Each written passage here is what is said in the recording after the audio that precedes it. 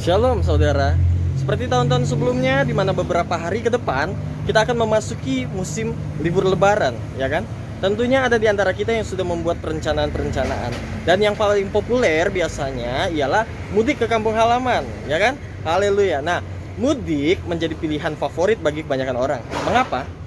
Karena yang pertama, mudik kita dapat berkumpul dengan keluarga dan sanak saudara kita yang kita kasihi, sahabat-sahabat kita, teman, tetangga-tetangga kita, ya kan? Yang kedua, dapat mengurangi stres kita yang selama ini dengan segala kesibukan, pekerjaan, rutinitas yang kita jalankan sehari-hari yang penuh dengan kepadatan, ya apalagi zaman sekarang dengan Zoom, dengan online, ya kan?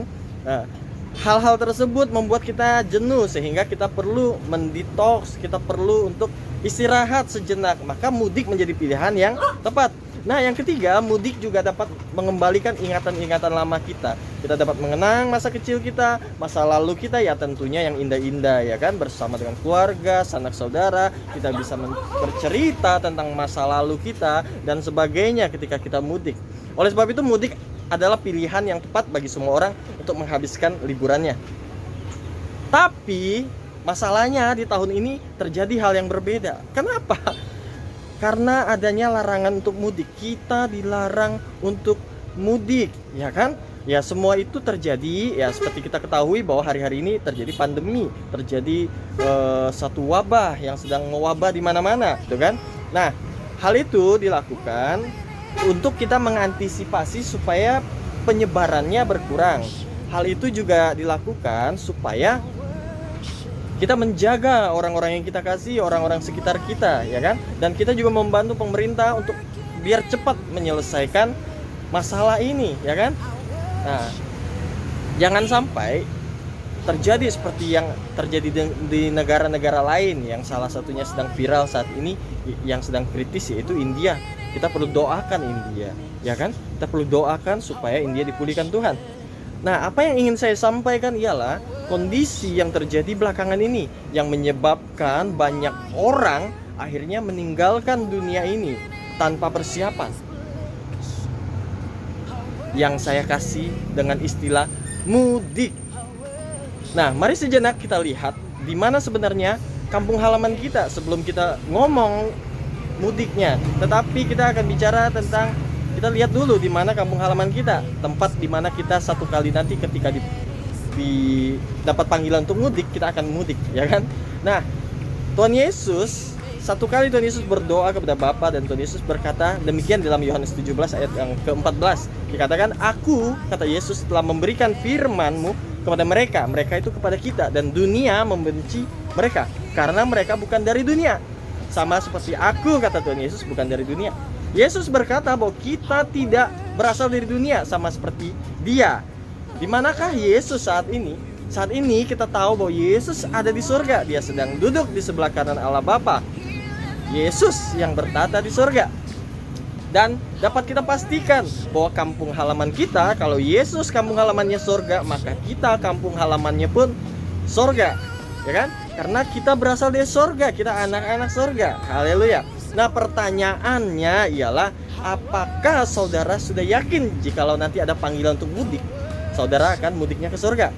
Atau jangan-jangan kita nyasar ke kampungnya orang lain? Nah, mari sejenak kita renungkan hal ini. Sudah siapkah kita untuk mudik? Ya kan? Jangan sampai nyasar. Nah, bagaimana cara kita memastikannya? Saya akan berikan 3 langkah praktis untuk kita cek sama-sama. Yang pertama, dalam Roma 6 ayat 23, firman Tuhan berkata, "Sebab upah dosa ialah maut atau mati." Maka di situ harus terjadi adanya kemerdekaan dari dosa, yang artinya pertobatan. Sudahkah kita bertobat dari dosa kita, memberi diri kita dibaptis dan lahir baru? Pertanyaan pertama, cara kita ceknya. Yang kedua, Roma 10 ayat 9 dikatakan, "Sebab jika kamu mengaku dengan mulutmu bahwa Yesus adalah Tuhan dan percaya dalam hatimu bahwa Allah telah membangkitkan Dia dari antara orang mati, maka kamu diselamatkan." Sudahkah kita mengakui Yesus dan percaya kepadanya dalam setiap langkah-langkah hidup kita? Yang ketiga, satu kali Petrus berkhotbah kepada 3.000 orang. Petrus berkata demikian, Jawab Petrus kepada mereka, bertobat dan hendaklah kamu masing-masing memberi dirimu dibaptis dalam nama Yesus Kristus untuk pengampunan dosa. Kalau ada pengampunan dosa, maka ada keselamatan. Nah, dan selanjutnya apa yang dijanjikan Tuhan, yaitu kita akan menerima Roh Kudus. Nah, sudahkah hidup kita dipimpin Roh Kudus? Mengapa harus Roh Kudus? Karena Roh Kuduslah yang akan memimpin kita kepada kebenaran. Roh Kuduslah yang akan memimpin kita kepada pengudusan dan memimpin kita memiliki keserupaan dengan Yesus. Oleh sebab itu, mari kita cek ketiga hal ini. Sekali lagi saya mengajak saudara, kita renungkan ini yuk. Sama-sama kita renungkan. Kalau nanti satu kali ada panggilan untuk mudik, sudah siapkah saudara untuk mudik ke kampung halamanmu, yaitu di sorga? Kalau tiga hal tersebut yang saya sebutkan tadi terkonfirmasi dalam hidup saudara, maka dapat dipastikan nama saudara tercatat dalam list mudik ke sorga. Haleluya. Demikian yang bisa saya sharingkan hari ini. Tuhan Yesus memberkati kita semua. Haleluya.